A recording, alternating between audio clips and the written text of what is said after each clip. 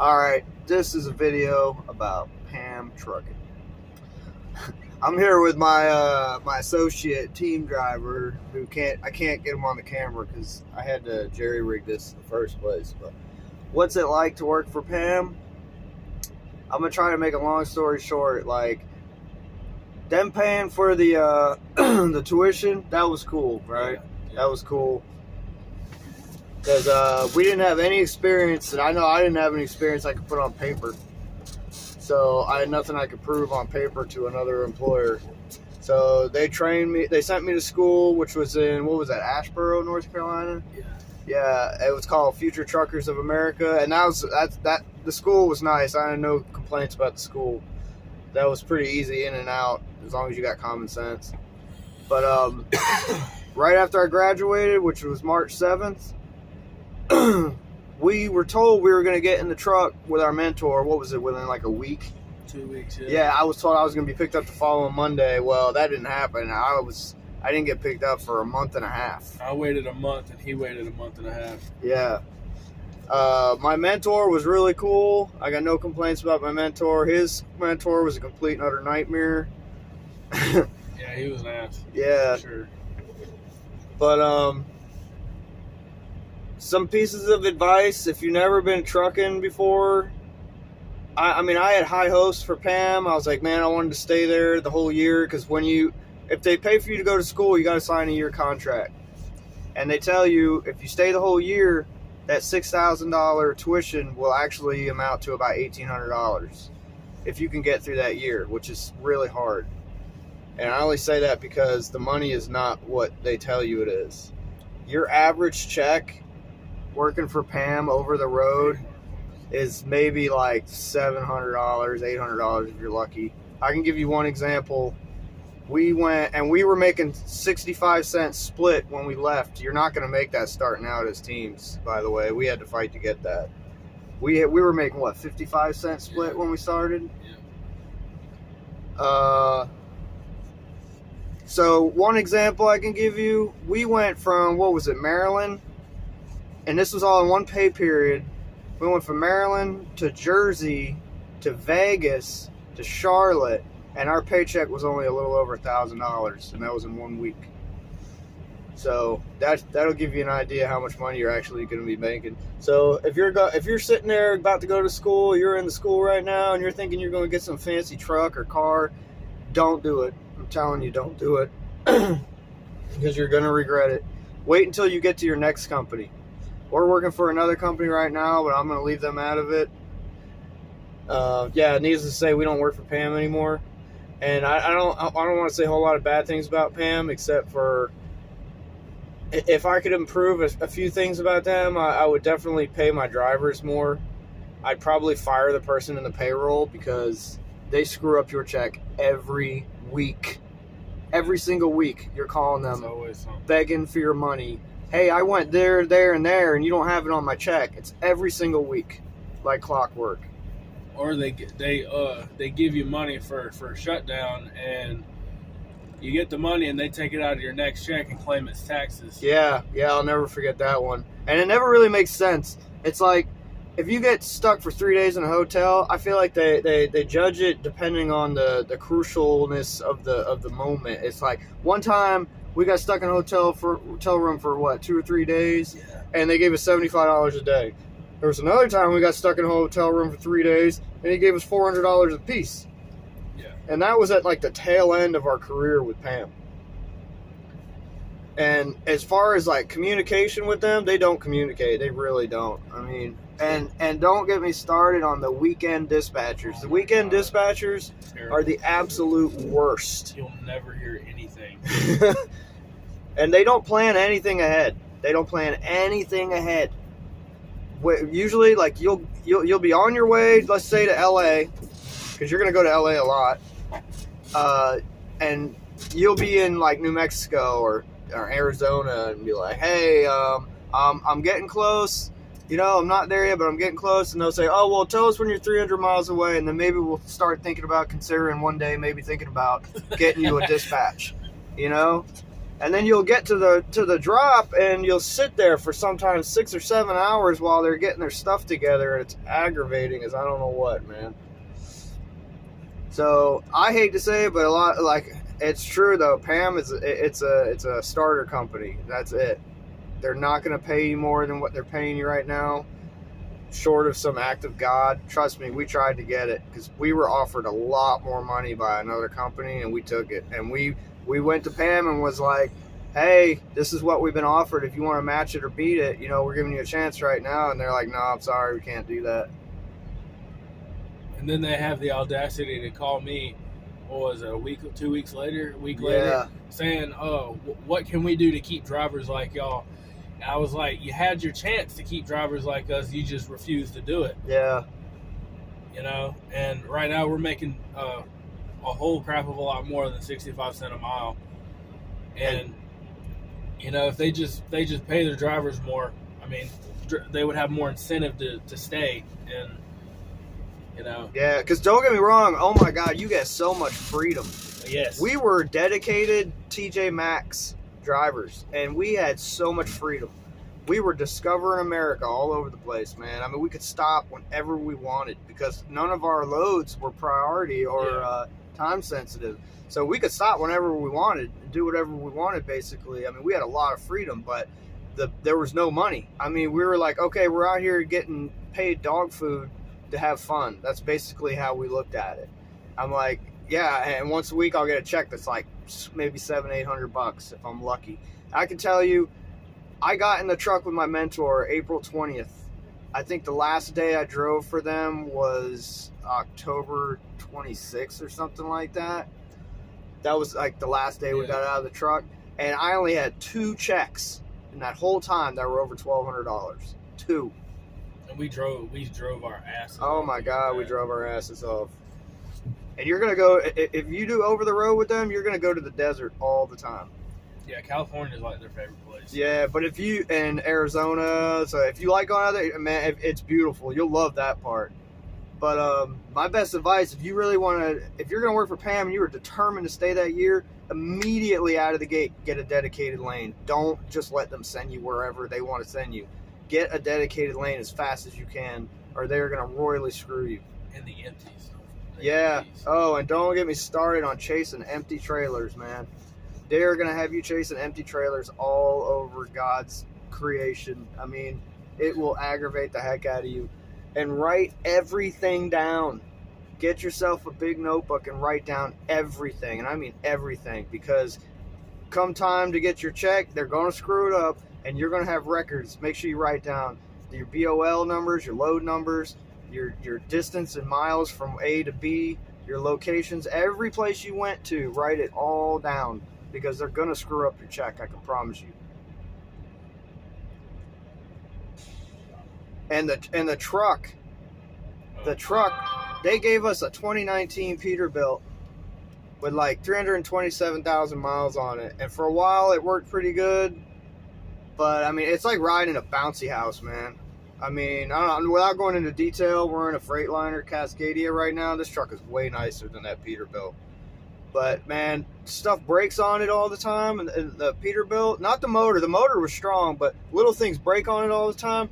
And it's very, very frustrating to go get it fixed because you're not really making any money when you're stopped for 2 or 3 days to get your stuff fixed.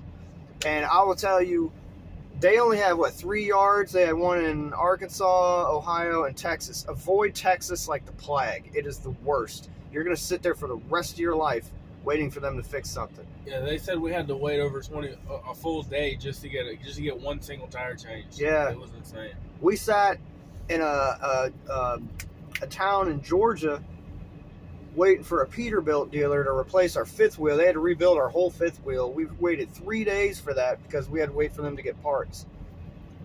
And I think we got paid like $150, $200 or something. Or was it was $150 a piece? Yeah, it was $150 a piece for that. 3 days. And trust me, when you get stuck, it ain't going to be in some nice town where there's stuff everywhere. It's going to be where you're lucky if there's a McDonald's across the street. That's just how it works out. So, I don't know. Just whatever you do, don't go spending a bunch of money. Don't tell your family you're going to be making a bunch of money. Trust me, you're not. Just the second you sign up with Pam, have a backup plan because you're gonna need it. Yeah, I mean, we were looking for he was looking for a new job about what was it, about 5 months in, 4 months Yeah. in, and the job that we're at right now kind of hit his radar, and he told me about it. And at first I was like, no. And then eventually we got a brand new truck because the rear main seal in our other truck went out. We got in the truck. That was funny. We got in the truck and the fan wasn't cutting off, so I didn't really think much of it, and I didn't say much. And then the Qualcomm wasn't cutting on, and every time it cut off, it add time to whoever was driving instead of reducing time. So we were like, well, that's not legal. And the Qualcomm's a whole other story. Yeah. So so we ended up calling our dispatch and saying, hey, you know, the front of the truck's bouncing, the steering's off. The whole truck is like leaning sideways, like leaning to the left on the frame for some reason. Yeah. And they're like, oh, okay, yeah, just take that one back to Peterbilt. They ended up putting us in a hotel, and then they called us and said, instead of us giving you a new truck, we're going to give you an old truck that you have to clean out. Yeah. And let's not forget that when we turned in that original truck up in Virginia, yeah, we had to drive all the way to Georgia to get this new truck. And we asked them if they were going to pay us. And they never paid us for it. Yeah, that was about 10.5 hours of driving that they never paid us for. They're really good about sticking you in hotel rooms and getting you rental cars, but I guarantee you're not going to make any money unless you're driving that truck. Yeah. And we literally got in this truck 5 days after. Yeah. I mean, it was literally 5 days, and this company had us in this truck. But to give you an insight of what we're doing now, I'm not going to say the name of the company, but they guarantee us $1,300 a week. Even if we have the worst week of our lives and do absolutely nothing, we know we're still going to bring home $1,300 a week. Which is nothing like that. Yeah, nothing. Which is, I mean, you have to fight and claw and take over North Korea just to get $1,300 a week with Pam. Trust me, it's not going to happen. We never even seen the $1,300 check. I've never once. I had 2 checks that were over $1,200, and that was it. Remember, we had that check that was $1,800, and they took about $800 of it in taxes and made up BS. Yeah, they gave us $300 for our downtime, and then the week after, they taxed us $300, and I was like, that's kind of funny. I told dispatch and the higher up people, I was like, that doesn't make any sense. How can you tax 100% of something? So it was almost like we weren't even down. Basically, they just took it out of our next check. Yeah. So anyway, that's our Pam experience. We've been waiting a long time to make this video, man. Yeah. I'll tell you, this last summer was insane. The AC went out in the back of the truck. Oh, it was so hot. And if you've never been to California, you're gonna get sick. I got COVID I never got COVID ever until I went to California. When you go to California, I promise you're going to get sick. And if you've never been out there, it is an insanely different world than what you're used to. We're from the South. You know, COVID was a totally different experience for us, man. I mean, there was a few things that got shut down, but for the most part, it wasn't really that bad. But you go out to California, and there's homeless people everywhere. Anywhere you can put a tent, there's a tent. Like any overpass, there's tent towns under them. And, you know, I'm not here to talk about homeless people, man, but if you've never been out west like that, it is a total culture shock. You're not used to it. It's going to be totally different for you. And pre-plan the hell out of your runs, man, and look at your map. Make sure you know where you're going, because if you get off on a wrong exit in LA or somewhere, you are inviting some huge trouble for yourself. There's another thing. What's that place in Compton that they never have the release number ever? Yeah, I can't remember the name of the place, but yeah, it's that place in Compton. And usually that place is easy in and out if you have all your information. But if you look in your Qualcomm at your notes of the load that you're going to, and you see a release number, you better make sure you have that release number before you get there. Park, pull over and say, I'm not moving this truck until I get that release number. Because they will send you 5 billion miles to get to a place and say, oh, we can't find our release number. Oh, I'm sorry. I'm telling you, if you see release number, that should set off a whole bunch of red flags in your head. Get that release number before you even move that truck. Yeah, because I mean, you're basically driving for nothing at that point because the load is either not ready, or it's not there yet. So, FedEx loads. Yes. FedEx loads are good. They're time sensitive, but they're on time. They're very easy to get if they give them to you. Yes. You see, the way PAM works is we feel like they only give you the loads that they want to give you that are convenient for the dispatcher at that time. Even though, like, okay, here's an example. We were TJ Maxx, right? We're sitting right outside of Charlotte. Charlotte has a TJ Maxx warehouse right there in Charlotte. I said, hey, we're just getting in the truck. We're right outside of Charlotte. Send me there to get a TJ Maxx load. He said, oh, no. We're going to send you up to, Jersey. Yeah. And then we're going to have you do this, that, and the other thing. And then we'll put you on over here, and that'll get you on your TJ Maxx load. I'm like, why? When I was sitting right there. You know, that's the type of stuff you're going to have to put up with every day working for them. And it's going to drive you insane. Not only that, the time off. We normally did the time off's really good with Pam. It really depends on what dispatcher you get. Our dispatcher, when we ask for time off, we always got it. Basically, no matter what. Now, if it's an extended stay or extended stay home or something goes on at home, you definitely need to call. But if we decided about a month, 2 months in, let's go out for a month. Let's bring in some money. Try to work our tails off to have some extra money. So we go out for a month and we're down for it was like 3 or 4 days. 3 or 4 days throughout that month. Not only that, the miles that we got were complete garbage. Our paychecks were garbage. So we went out for a whole month just thinking we were going to bring home and we went home with exactly what we left with, basically. Yeah, a crap ton of money, and we would have made just as much going out for the 2 weeks that we normally go out for and home for a couple of days than we did for that whole month. And I'll tell you, you get a truck, especially if you're a solo driver, man. I don't know what it means to be. I've never been a solo driver. I've been with this guy this whole time. Make sure your refrigerator and all your little compartments are clean, because you better stuff that thing full of snacks, because it's going to cost you on average $200 a week to eat when you're on the road. At least $200. And I'll tell you right now, because we're in Pennsylvania right now, Pennsylvania and Arizona are the worst as far as food prices. Just yesterday, I'm not lying, I bought a Big Mac, a 10-piece nugget, and a medium drink. And this is in Pennsylvania. I paid $16. Like, inflation and the economy is so insane right now because of that moron in the White House that it's so expensive to eat out here. Now, you get some places like Subway. Nobody wants to live on Subway, but to be totally honest, that's probably one of the cheaper options you can get. And diners aren't insanely expensive, but it's like with some of these fast food prices, you might as well just go to a diner and then leave the lady a $3 tip. At least you get a better meal. Yeah, for sure.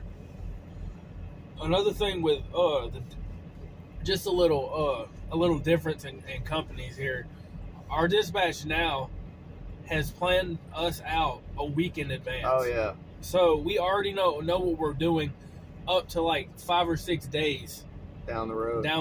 Yep. She's already sent it to us. We've already got it, and it's just a complete shock. Like, I like knowing where I'm going so we can plan. Hey, we're gonna stop here. We don't want to go there. We can't go there.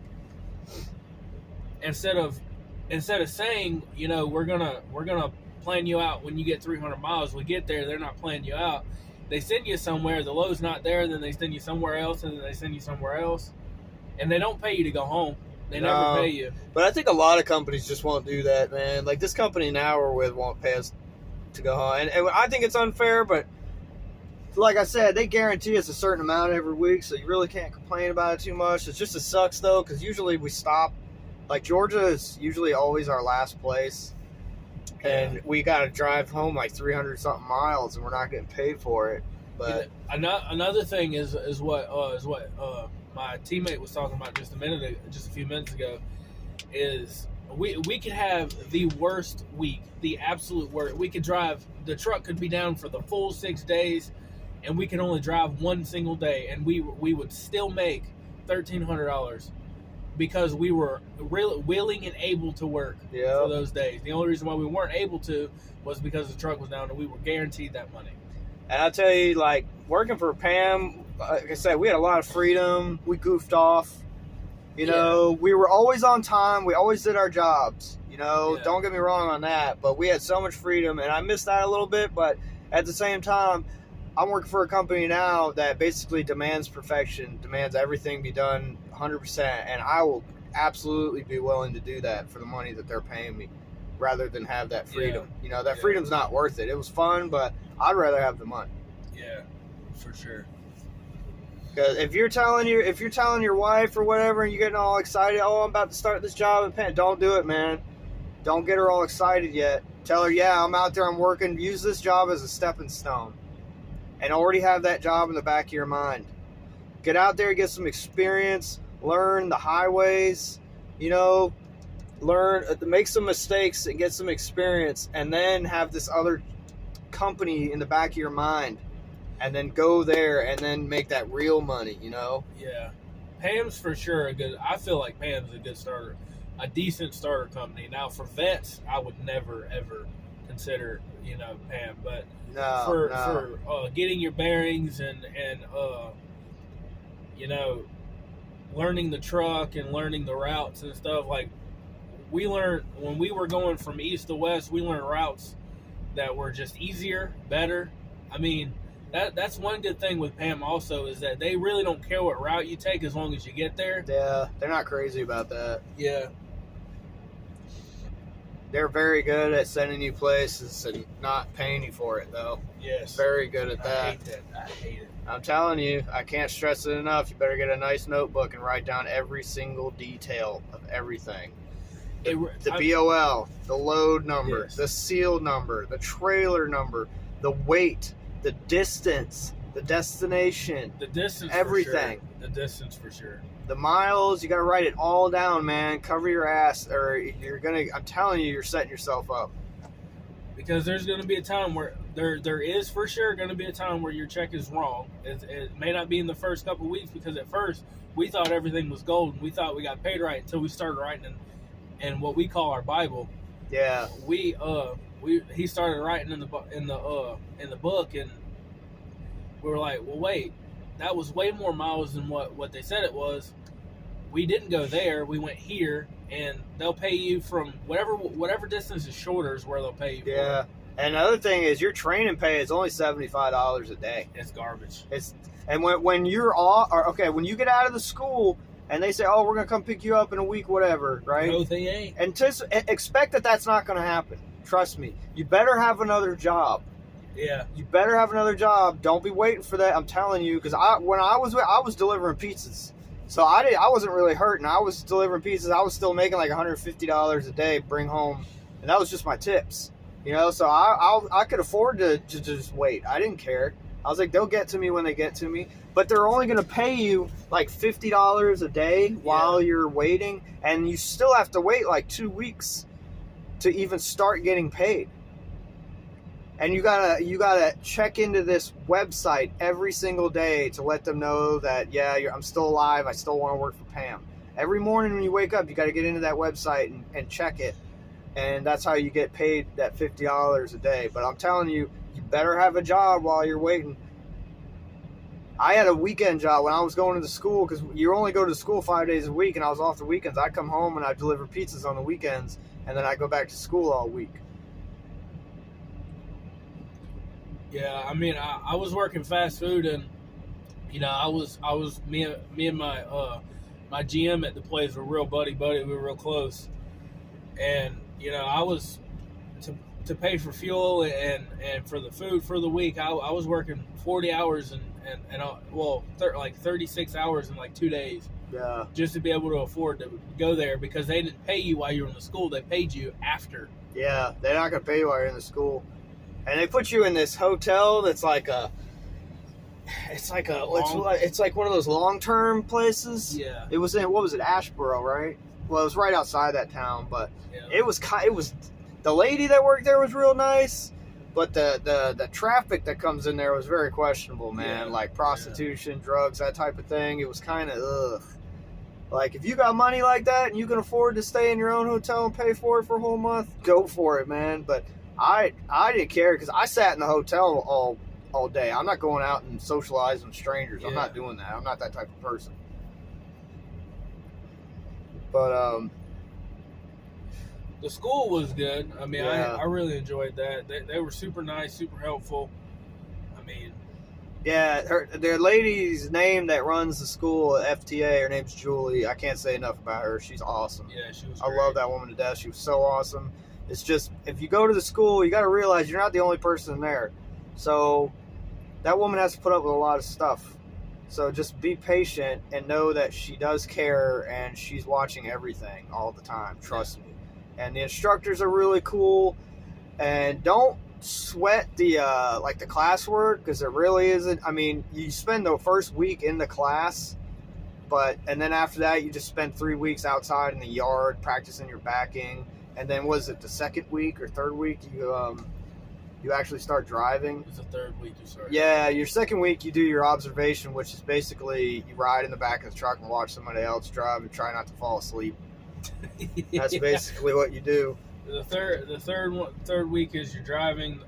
Fourth week is you're driving more. Yeah, and your backing tests. Yeah, your backing tests and stuff like that. But don't compare yourself to anybody. Everyone has their own circumstances. Yeah. So just show up and try your best and know that they do care, that they want to get you out of there. Because if you don't pass, they don't get paid. Yeah. So they ultimately want to see you pass. And don't freak out because you can't back up on the first day. Nobody does it right. And Yeah. I mean, I've seen people that were there 3 weeks and still couldn't back up. And I mean, and even if you do it right and you're good and you pass everything on time, you're going to get out here in the world and you're still going to have problems. It just takes time, man. Like now, we're pretty good at backing up now because it's been a while, but you're going to get out here in the world and you're going to put yourself in situations, and you're probably going to get what we call rookie dents on the side of your truck because you jackknifed it trying to do a 90. So whenever I see guys with rookie dents, I always laugh.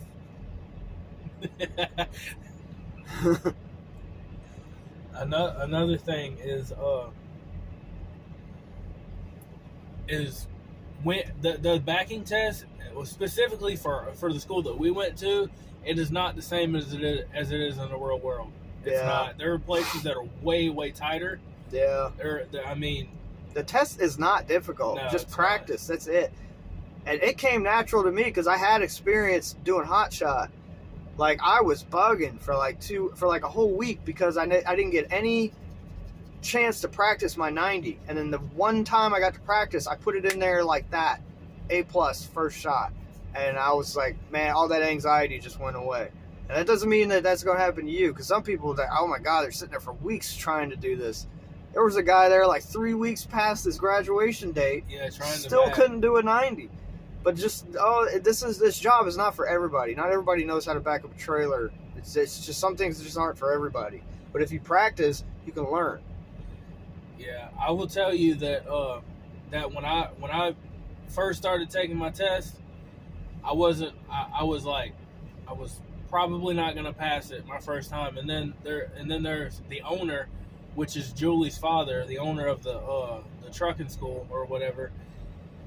He just got me out of the truck, calmed me down, and bam! First time I got back in the truck, I did it first time. And if I can do it, I'm sure if people said this before, if they can do it, you can do it. But yeah, that's not always the case though. Yeah, Some people are like, they can do it and they learn it faster, but everybody has their own way of learning things. Everybody has their own way of doing things, you know? You might be really good at doing a 90 and not so good at doing the offset, you know? But you'll learn it. If you want to do this job, you better learn it. And don't put it off. Challenge yourself, man, because if you challenge yourself, you're just going to learn it faster. And another thing with those Qualcomms that y'all are going to have and the GPS, that GPS is complete garbage. I mean, it's like 2005 garbage. I'm telling you, buy your own GPS. Yes, there was times where the GPS tried to send us down roads that we had no business going down. Yeah, No business. And now we use something called a Maven. Yeah. And Maven is totally like updated, new. It's still taking me a while to get used to it, but it's definitely better. Yeah, for sure. What it is essentially, it's a tablet. It's a tablet. Another thing to do that's real important is trip planning, because there was times that like with Pam, like we said, that you're pretty free. There was trips that we took that we were able to take different routes to see different things. There was also trips that we took that the Qualcomm was sending us, like I said, on roads that we had no business going down, and you absolutely have to look on the maps, even if it's on your phone and not the Qualcomm. You have to see where you're going before you get there, and you got to remember that GPS on your phone is not set to truck routes. Yeah, it's not. And be very, very aware of overpasses. Yes. You're only 13.6. You can't go under anything that's under 13.6. You better be aware, or you're going to make your life miserable. Yeah. And you're going to be very embarrassed when you hit that overpass. A lot of the Qualcomm send you to these truck places, but they don't always send you directly to the truck entrance. So a good thing is to use your Google Maps and the ground view. Yeah. And look around to see where the truck entrance is, and don't always just look ahead. I mean, there was times where we went that the Qualcomm tried to send us down a road. We ended up going down it. It said work zone. We ended up making our way. This was in Texas, and there was no roadwork signs. There was zero roadwork signs. We get down this like Cairn neighborhood, and at the end of the road, it told us to turn right. Well, this whole road and it was shut down. Blocked. Yep. So we ended up having to move some of the roadwork sign and keep going forward, and hopefully there was a way to turn around, and there was. But just always plan ahead, always look down the road that you're going to turn down before you turn down, and make sure you can fit, make sure there's no problems. Yeah, just plan ahead, man. So that's all I can say. And if there's somebody in your life that you think you might not mind being a teammate with, do it. Especially for your first year. Especially for your first year. It's so worth it to have a teammate, man, because I can't even stress to you how important it is. Like, trying to learn this job by yourself, it's going to be really hard. It's going to give you anxiety to the next level. Just little things like, he's in the truck while I'm checking the taillights. Stuff like that will take you so much extra time if you're by yourself. Or just little stupid things like adjusting your tandems and stuff. It's like, it helps so much to have a guy out there helping you wherever you go. And not only that, it's a safety thing, man. You're going places that you've never been before. Some of these people look really shady, and you being by yourself in a place you've never been to before. And I don't know where you're from. Maybe you're from the Brady Bunchville. Maybe you grew up in the ghetto, so you're good at looking at that stuff. I don't know. But it's good to have somebody with you all the time. Yeah. And if you're a solo driver for Pam, if you think that we're saying you're not going to make any money driving solo, you are not going to make any money. Nah, you better be putting in a minimum 600 miles every single day, and that is so much easier said than done. Trust me. Yeah, and you want it at that rate, you still won't even bring home $800 a week. Yeah, you better be putting in 600 miles bare minimum every single day. You better wake up at 4 a.m., plan on driving till about 3 o'clock in the afternoon. And that's the other thing. When you go to truck stops, don't think that because you roll into a truck stop, there's going to be a spot with your name on it. Trust me, that is not going to happen. No. You better be getting there around 3, 4. Trucks start rolling in the truck. You got to understand, these career drivers, these solo drivers, they wake up butt crack at dawn about 4 a.m. And they drive. They usually start looking for a truck stop around about 3 in the afternoon. So around 5 in the afternoon, you're going to be struggling to get a spot at these truck stops, I'm telling you. And California, forget about it. A lot of those truck stops are so crowded, and they charge you to park in those spots, man. I'm telling you, I'm not kidding. Don't think that you're I'm gonna go start with a truck stop. It's not gonna happen. and from like in like Ohio and Pennsylvania and New Jersey and New York and stuff. Well, we there are some places we just won't stop. Like New York will never stop in New York ever. Jersey will never stop. But there's Detroit. There's like zero truck stops in those areas. There's maybe one or two every couple of 100 miles. Pennsylvania is a beautiful state. Yeah. It's beautiful, but there is nowhere to stop here almost. I mean, there is very minimum locations for trucks. You know, there's some states they're absolutely beautiful to drive through, but there is nowhere to stop. And we work for a company right now that's very strict on security. They don't like us stopping in any place that's not, unless it's a truck stop or a rest area, they don't want us to stop. And for what they pay us, we don't complain about it because it's worth it. Now, if I was working for Pam and they said that, I'd tell them to jump in a lake, you know? But that's something you really, really got to plan ahead. And first thing you do, your mentor is probably not going to tell you this, but when you get in the truck, get yourself a Loves card. Yes. A Loves or a Pilot or a TA. Get yourself the card and start building points on that thing, because that's how you get your showers. You know? Don't go paying $14 every other day for a shower. That's stupid, because all you got to do is pump 50 gallons of diesel and you get yourself a free shower. And by the way, one shower equals a team shower. So if there's two of you, you only need to use one shower. Both of y'all don't need to use the shower. Just go in there and say, I want a team shower. And that's good for both of you. So I'm trying to give these people as much information as I can. I don't know how much more I can tell them. I hope y'all watch this video and take it serious. I hope you watched it till the end and didn't just skip through it like 30 seconds into it. Trust me. This company that we're with, the difference in security is a lot more. The stuff that we're hauling is way they call it high value. Yeah, high value, high risk loads. So we can't even go through toll roads. Sometimes we can't even go through toll roads because they don't want people to know, where the truck is at that time or anything like that. We can't even stop within the first 200 miles of the load. And if you find a company like what we're talking about, and don't jump into those companies as a rookie, I'm telling you, because they're not going to play with you, man. If you make mistakes your first week out, they're probably going to fire you. Go just work for Pam or work for whatever throwaway company that you're working for. Make all your mistakes there. Yeah. Get your rookie wings. Make all your mistakes there, and then when you get real confident, then come over to a company like this that's paying you big dollars. Don't jump into a company they're paying you a lot, but trust me, they're going to demand a lot out of you. Yeah, and they do. And they're not joking. They will fire you quickly. Yeah. So, I mean, that's basically all I can think of. Yeah, I really can't think of nothing else. Yeah, and just make sure you come prepared, man. Make sure you bring a lot of clothes. Make sure you bring everything for showers. Bring laundry bags. Bring 2 laundry bags.